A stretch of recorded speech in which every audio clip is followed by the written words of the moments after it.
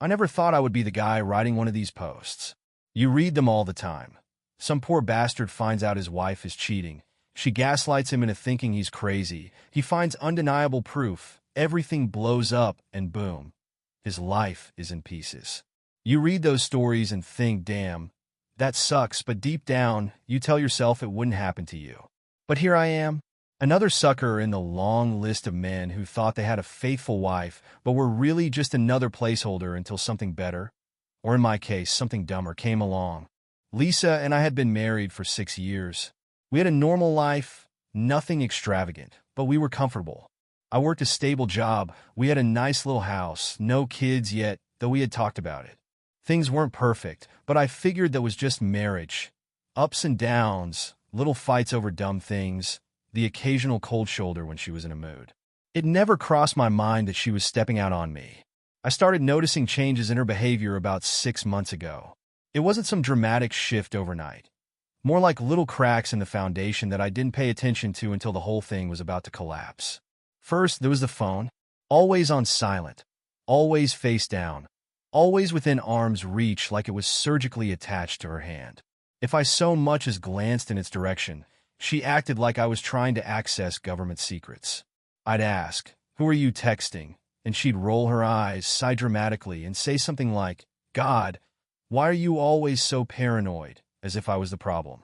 Then there were the nights out. Lisa always liked going out with her friends, but it used to be a once-in-a-while thing.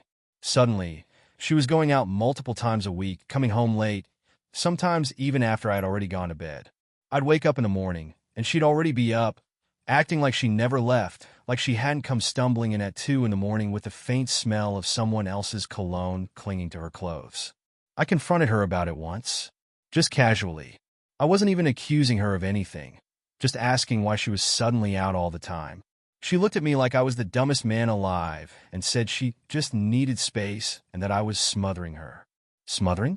We lived in the same house, but we barely spent time together anymore. If I even tried to talk to her about her day, she'd act like I was wasting her time. But sure, I was the problem. Then came the cabs. Lisa used to drive everywhere. She loved driving, would go on road trips just for fun, always talking about how she hated relying on other people for rides.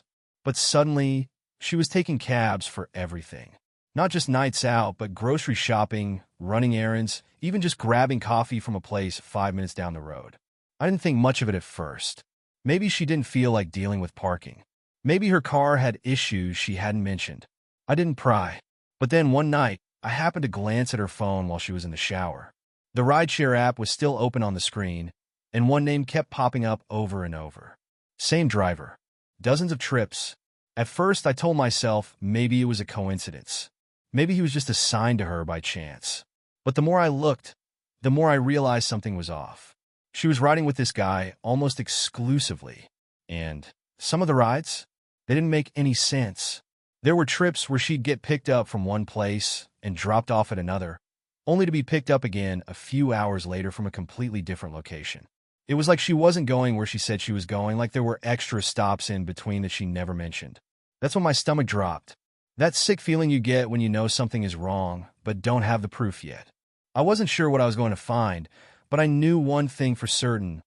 Lisa wasn't acting like my wife anymore. And it was only a matter of time before I figured out why. Once I saw the ride history, I couldn't unsee it. The same driver, over and over, the weird patterns, the strange pickups and drop-offs. It wasn't normal, but I didn't want to jump to conclusions. I told myself I was overthinking, that maybe she just liked this driver because he was reliable. But the thing about instincts, they don't lie. So, I started paying attention. I didn't let on that I suspected anything. I acted like the same clueless husband she clearly thought I was, but I started taking notes. I checked her rides every day, memorized the driver's name, even looked up the company's policies to see if passengers could request the same driver. Turns out, you can't. It's randomized, meaning Lisa wasn't just getting assigned this guy. She was calling him directly. Then came the real red flag. One night, Lisa told me she was heading out with her friends. She did her usual routine, spent an hour getting ready, made sure I saw her putting on perfume, grabbed her purse, and ordered a cab. I made some half-assed comment like, "Have fun," and she barely even acknowledged me. Just a quick nod, a glance at her phone, and she was gone. The moment I heard the door shut, I grabbed my keys and followed. I wasn't planning on confronting her. Not yet. I just needed to see where she was actually going. I stayed back, far enough that she wouldn't notice me. Sure enough, she got into a car with the same driver. A guy in his mid-40s, bald, stocky build, wearing a cheap leather jacket.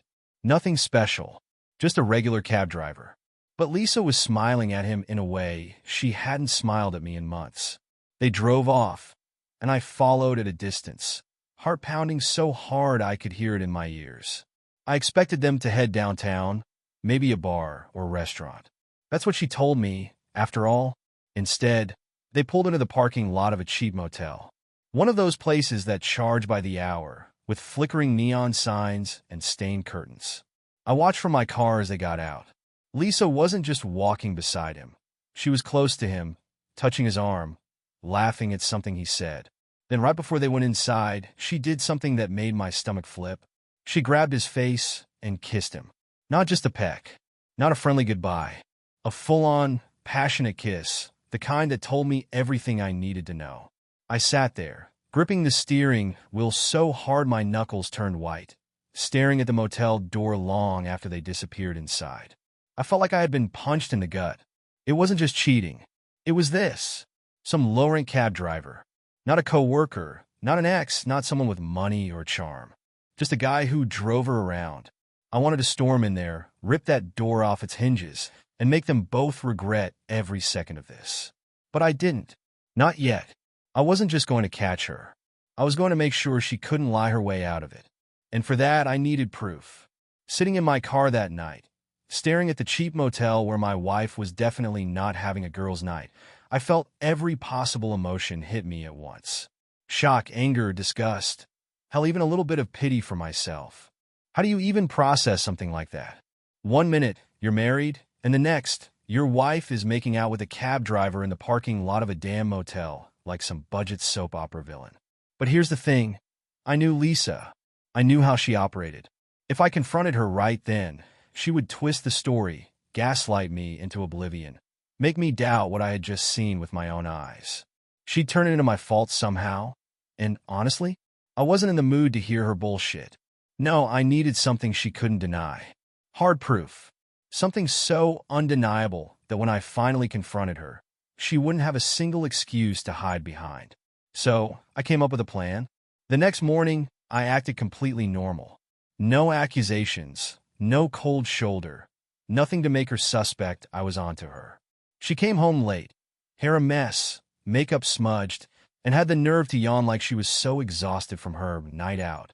I just smiled, kissed her on the cheek like a dumb husband, and asked if she had fun. She barely even looked at me when she muttered a half-assed, "Yeah." I wanted to throw up, but I played my part. I told her I'd be working late the next few nights, super busy with a project at the office. She barely reacted, just nodded, grabbed her phone, and went right back to texting, probably the driver. Perfect. That night, instead of going to work, I parked a few streets away from our house and waited. And, right on schedule, Lisa got picked up by him. Same guy, same car. I followed them, careful not to get too close, watching as they pulled up to that same damn motel. I'd already done my research. This place had outdoor security cameras, which meant there was a good chance they were catching Lisa coming and going. I just needed to get my hands on that footage. The next morning, while Lisa was in the shower, I went through her purse. I wasn't even surprised anymore when I found a hotel key card tucked in there. That was all I needed to push forward. I took the day off work and went straight to the motel, playing it cool with the front desk guy. At first, he wasn't giving me anything, policy this, security that. But after a little convincing and a small bribe, he let me see the footage. And there she was, my wife, getting out of his car, laughing, clinging onto him like some lovesick teenager, before disappearing into a room for hours. There was no mistaking it. No way to explain this away. But I wasn't done. I still had one more thing to do before I confronted her. See, Lisa thought she was smart. She thought she could run around behind my back, lie to my face, and get away with it. But she forgot something important. Cheaters are sloppy. They get careless. They start thinking they're untouchable. So I decided to test just how sloppy she really was. That night, I installed a tracking app on her phone. Nothing crazy, nothing illegal. Just one of those apps that helps you find your phone if it's lost. Except in this case, it wasn't going to help her. It was going to help me. And within 24 hours, I had everything I needed. Lisa wasn't just meeting this guy at the motel. She was going everywhere with him. He was picking her up for lunch, taking her shopping, even driving her to work. It was like she had replaced me with him. And the final nail in the coffin? I saw a text pop up on her screen while she was sleeping. From him. Miss you already. Can't wait until tomorrow. I almost laughed. Not because it was funny, because it was just so goddamn pathetic. She wasn't even trying to hide it anymore. I was done collecting evidence. It was time for the confrontation. By the time I had all my proof, I wasn't even sad anymore. The heartbreak had burned itself out, leaving behind something colder, sharper, like a blade I was more than ready to use. Lisa had no idea what was coming. That night, I acted just like I had for the past week. Normal, clueless, the perfect idiot husband. I made dinner, asked her how her day was, watched her scroll through her phone while barely acknowledging me. She was so damn comfortable, so sure that I had no clue she was sneaking around like some reckless teenager. It almost made me angry how stupid she thought I was. So, I decided to make things interesting. I casually asked, "Hey, you've been using a lot of cabs lately. Is your car okay?" I watched her stiffen, just slightly, before she forced her face into that fake innocent expression I knew too well. "Yeah, just didn't feel like driving." "Must be nice," I said, keeping my tone light. "You always get the same driver, right? What's his name again?" That did it. She glanced up, eyes sharp, trying to read my face. "I don't know. I don't pay attention." A lie. She had been practically attached to this guy, yet she wanted me to believe she didn't even know his name? I shrugged. "We should leave him a good review. You use him so much, might as well." I could practically see the gears in her head turning. She was debating whether to brush it off or get defensive. Instead, she went for the classic cheater move, gaslighting. "You're acting weird," she muttered, shaking her head. "Are you keeping tabs on me or something?" "Oh, honey." I smiled. "Nope. Just making conversation." She didn't buy it, but she let it go, which was exactly what I wanted. She thought she was still in control. She thought she could slither her way out of this. She had no idea that I had already planned how this was going to end. The next day, I set my trap. Lisa had told me she was meeting a friend for dinner. We both knew that was a lie. I nodded, kissed her on the cheek like always, and watched as she left, already texting on her phone. The second she was out the door, I got in my car and followed the tracker on her phone. Not to a restaurant, not to a friend's house. Straight to his apartment. I didn't even hesitate. I parked, walked right up to the door, and knocked. I heard movement inside, muffled voices, then silence. Someone was debating whether to open the door. I knocked again, louder. Finally, it cracked open, and there he was, the cab driver. Mid-40s, cheap clothes, beer gut pushing against his stained t-shirt. This was the guy my wife had risked everything for? He looked at me, confused, maybe a little nervous. "Yeah." I kept my face neutral. "I think you have something that belongs to me." His brows furrowed, but before he could react, I pushed the door open fully, and there she was. Lisa, standing in his living room, holding her phone like she had been caught with a smoking gun. Because she had. She went pale, eyes wide, scrambling for words. What are you?" I didn't let her finish.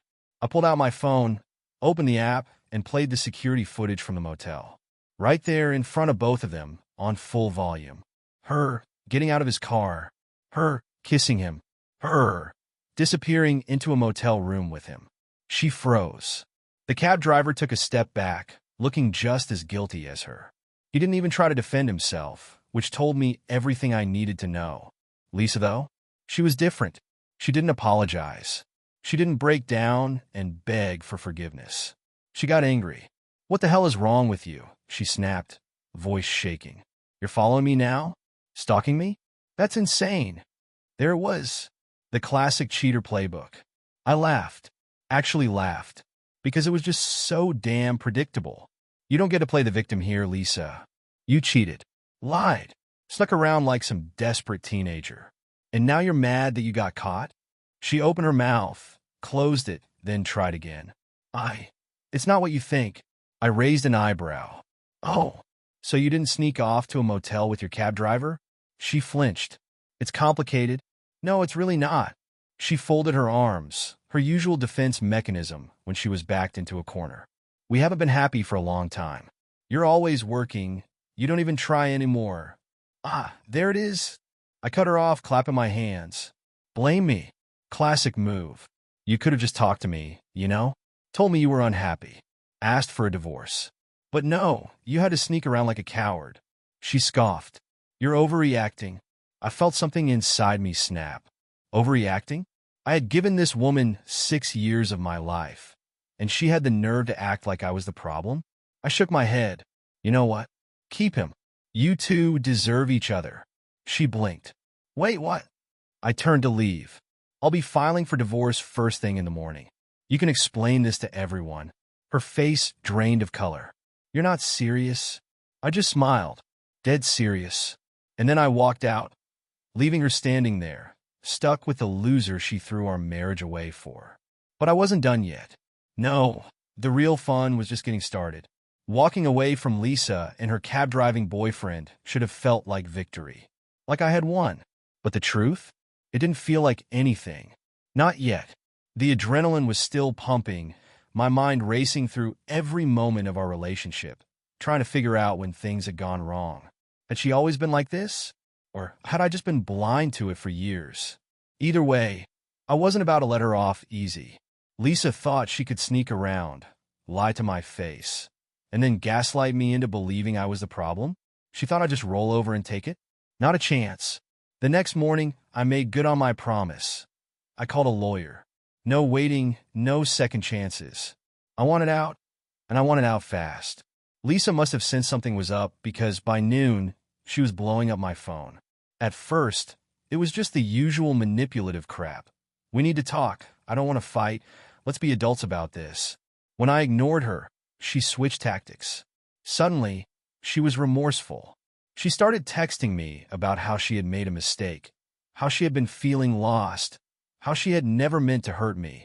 But here's the kicker. She still wouldn't admit she cheated. She kept saying things like, "It wasn't what you think," and "We never planned for it to happen." Oh, so you just accidentally ended up in a motel with him? Right.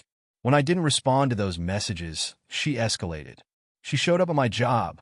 I was in the middle of a meeting when my coworker leaned over and whispered, "Hey, there's a woman waiting for you in the lobby. She says it's urgent." I already knew who it was. I found her pacing near the front desk, arms crossed, looking every bit like the angry, wronged wife. The second she saw me, she launched into her performance. "We need to talk." I crossed my arms, keeping my voice calm. "There's nothing to talk about, Lisa. I saw everything I needed to see." She sighed dramatically, like she was so exhausted by all this. "Can we at least do this in private?" I shook my head. "Nope. I like having witnesses." Her nostrils flared. "Are you seriously going to throw away everything over a mistake?" I let out a short laugh. "Oh, a mistake? No, Lisa. A mistake is forgetting to pay a bill on time. A mistake is accidentally buying the wrong size shirt. Cheating? That's a choice. And you made it over and over again." She looked around, realizing that people were definitely listening, and lowered her voice. I don't even know why you're acting like this. It wasn't serious. He meant nothing to me." I tilted my head. "Oh, so you risked our marriage, lied to my face, and met up with some random guy behind my back for nothing? That makes it so much better." Her face turned red, but I wasn't done. "By the way, hope your little boyfriend is ready to support you, because you're about to lose a lot more than just me." She frowned. "What's that supposed to mean?" I smirked. "You'll see." And with that, I walked away. Lisa had no idea that I wasn't just divorcing her. I was making sure everyone knew why. I wasn't the kind of guy to blast my personal business all over social media. But Lisa, she cared about her image. She cared about how people saw her. And after years of her treating me like I was disposable, I figured it was time she got a taste of her own medicine. So I told her family. I sent them the security footage, the ride history, the screenshots of her texts. No dramatic messages, no anger, just the facts. Her mother called me within minutes.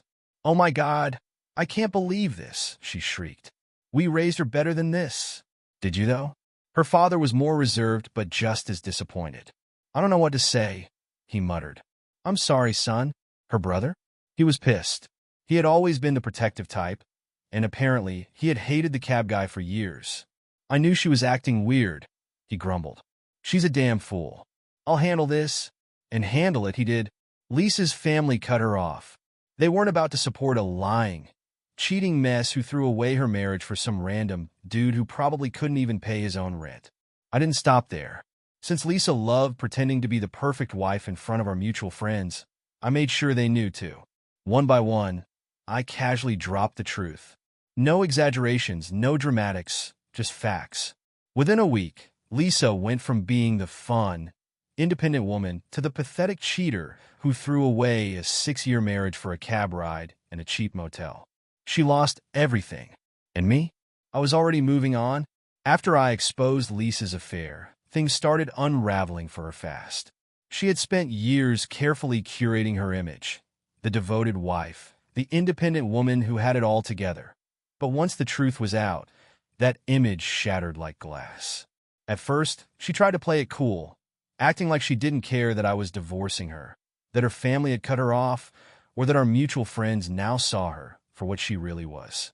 She still had her cab driver boyfriend, after all. She still thought she could spin the story her way, make herself the victim. But here's the thing about cheaters. They always think they're smarter than everyone else. They think they can manipulate, lie, and charm their way out of any situation. Lisa wasn't special, and she was about to learn that the hard way. Her family's reaction. I didn't expect her family to completely cut ties with her, but they did. Her parents were humiliated. Her mother, who used to brag about how Lisa married such a good man, couldn't even look me in the eye when I ran into her at the grocery store. She mumbled something about being so sorry and practically ran in the opposite direction. Her father? He sent me an email. Not a call, not a text, an email. It was short, to the point. I don't know what to say. I raised her better than this. If you need anything, let me know. That was it. That was the last I heard from him. Her brother, though? He took things personally. I found out from a mutual friend that he confronted Lisa at her new apartment, the one she had to move into after I kicked her out of our house. Apparently, it wasn't a friendly chat. He yelled at her, called her selfish, stupid, asked her how she could be so dumb to throw away a good husband for some lowlife who probably couldn't even afford to take her to a real restaurant. Lisa, of course, tried to spin it. "You don't understand. It wasn't like that. But her brother wasn't having it. "You cheated on the one guy who would have done anything for you," he told her. "Don't come crying to me when that loser ditches you." And just like that, she lost her entire family. Her reputation was destroyed. Lisa's downfall spread like wildfire. Mutual friends who used to idolize her now wanted nothing to do with her. People whispered about her behind her back. "Oh my God, did you hear what she did?" Kind of gossip that she hated. And since she was still working at the same company, word got around there too. One of her co-workers, someone who had always been a little too nosy for her own good, sent me a message on Facebook.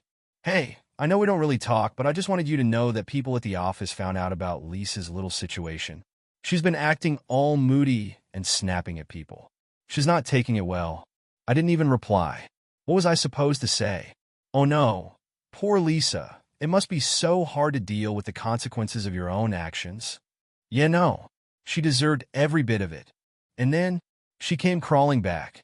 It took about a month before Lisa realized just how badly she had screwed up. She had no friends left, no family backing her up, and her little fling with the cab driver, that went up in flames too. Turns out, she wasn't his only passenger.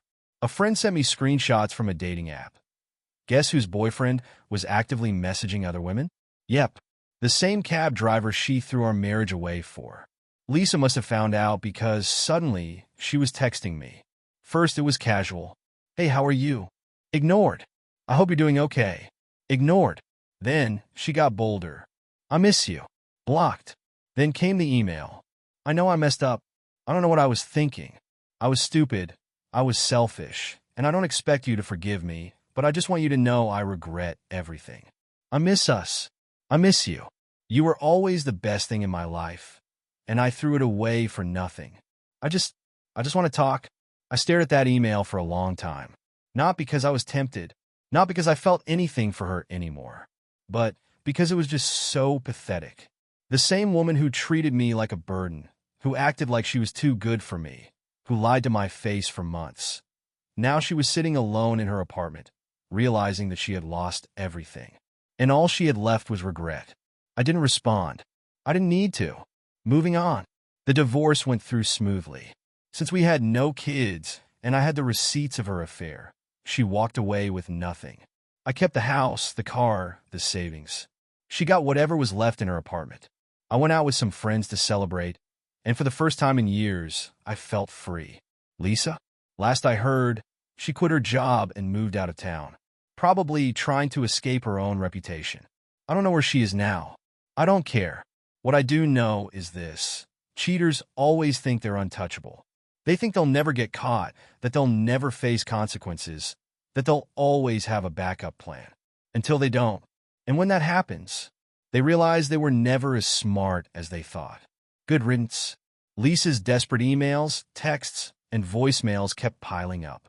At first, they were sporadic. Just the occasional pathetic attempt to reopen the door she had slammed shut with her own stupidity. But when I kept ignoring her, they became relentless. At least once a week, another message would pop up in my inbox. I know I don't deserve to ask this, but can we just talk? I can't sleep. I keep thinking about everything I did wrong. I miss you. You were the best thing that ever happened to me, and I threw it all away for nothing. That last one almost made me laugh. Because yeah, she did throw it all away for nothing. For a cab driver. Not some high-powered executive or an old flame she couldn't resist. No, just a random, balding guy who drove her around like a glorified chauffeur. She had it all. A stable life, a husband who would have done anything for her. And she torched it, thinking she'd never get burned. But she did. And I made sure she felt every single consequence of her betrayal. How Lisa's life fell apart. After our divorce, I wiped my hands clean of her. But she wasn't done dealing with the fallout. She thought she could just hop into a new life with her cab driver boyfriend and never look back. Turns out he had other plans. From what I heard, their little relationship didn't even last 2 months after I left her. He had other women on the side, multiple. She was just one of many. When she started getting needy, when she realized she had lost everything and wanted more from him, he bailed, and she was left completely alone. Her family cut her off. Lisa had always been close to her family until she cheated. When I told them what happened, they were furious. Her parents, the same people who used to praise her and treat me like a son, practically disowned her. Her father, who was always the quiet type, had nothing to say to her. Not a single word. Her mother was humiliated. She stopped talking to Lisa completely. Probably couldn't stand the shame of knowing her daughter had turned out to be that woman. But the worst reaction came from her brother. He was always protective of me, more like a friend than an in-law. And when he found out, he didn't hold back. Apparently, he called her up and ripped into her, telling her how stupid she was, how she had destroyed everything for no reason. He told her not to dare come crying to him when things fell apart. And when she did, he blocked her. Lisa, the woman who once thought she had everyone wrapped around her finger, had no one left in her corner. Her reputation was ruined. Lisa had always been obsessed with how people saw her. She wanted to be the woman everyone envied, the one with the perfect life, the perfect marriage.